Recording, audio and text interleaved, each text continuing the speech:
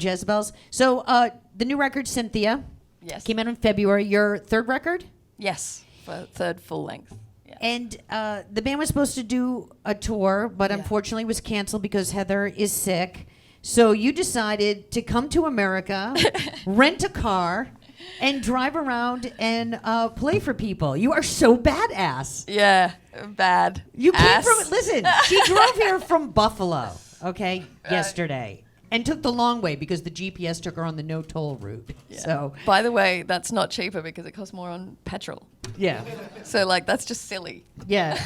Yeah, you'll just have to figure it out. So, tell us a little bit about being on the road here and trying to get the Jezabels message out. Well, the reason I kind of was drawn to doing this, it wasn't totally my idea. My manager was like, we've got this record, we all believe in it. You know, we've had to cancel the tour, but we think it's our best record yet. Why don't you go out and promote it? And I was like, well, Pleasure Drive, the last song I wrote, was actually written sort of inspired by an American road trip. So like last year when we were having some time off because Heather was unwell and we needed some time off, I hired a Ford Mustang convertible and I drove from LA to Vegas, like through Death Valley. And when we were riding, I remembered that moment and was kind of inspired by it. So I thought, yeah, I'd love to go on another American road trip and promote this album because it kind of was full circle. What are you driving now? Who knows? It's brown. That's all I remember. Listen, it's going. It's getting you It's from not point so A to bad. point You B, know, so that's all that yeah, matters, right? It's a Sonata something. So how long are you going to be cruising around getting the message out? Well, it's just been like a week or so. I started in New York and Philly and New Jersey, and I've been to Buffalo, and then I'm going to go to South by Southwest, Providence tomorrow. South by Southwest. Thought, you know, it'd be fun to go and see some things and maybe play some sessions, and yeah, I just go where I'm told, basically. There's like no agenda. They just say, all right, this is where you got to be. Yeah, but I do get some days off in New Orleans, which I'm really excited about. Oh, that'll be fun. Yeah. I guess, you know, get the message out and have an adventure, because Yes. have you ever really done anything like this? I mean, there's going to be an album out of this. There's got to be. Well, I mean, I feel like Cynthia symbolizes a lot of like fear facing.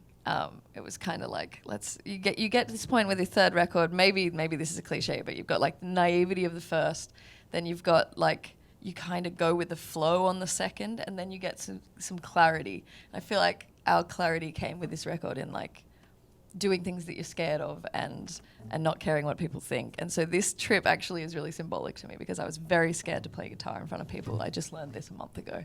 So wow, that's pretty good for a month ago. I'm very scared to drive around America on my own. I'd be scared driving around Boston. Listen, I'm scared. I'm from here, okay? Like, it's Yeah. scary. You don't know where you're going or which way is what. So and sometimes I'm with you. the GPS takes you up people's long driveways, and you're like, this isn't right. Yeah, we might have to help you with that. So a lot of people are talking about, was it last time you were here, Imagine Dragons opened for you? Amazing. So they didn't open. They were the support band, right? Yeah, they were second support. So the opener was Benjamin Francis Lethbridge from the UK, who's actually really going really well now as well. Yeah. We take credit for all of their careers. Yeah, it was amazing. So that was booked before Imagine Dragons kind of blew up, and they blew up sort of as the tour went on, and it was like, whoa, this band's really big, I think. Like, so yeah, it was amazing. Timing, like, yeah, it was good. It was a strange bill, but it was a great experience. So you're gonna head back eventually. You live in London, but are you going back to Australia, or you go back to London? I'm going back to London after this, though. I kind of just want to stay.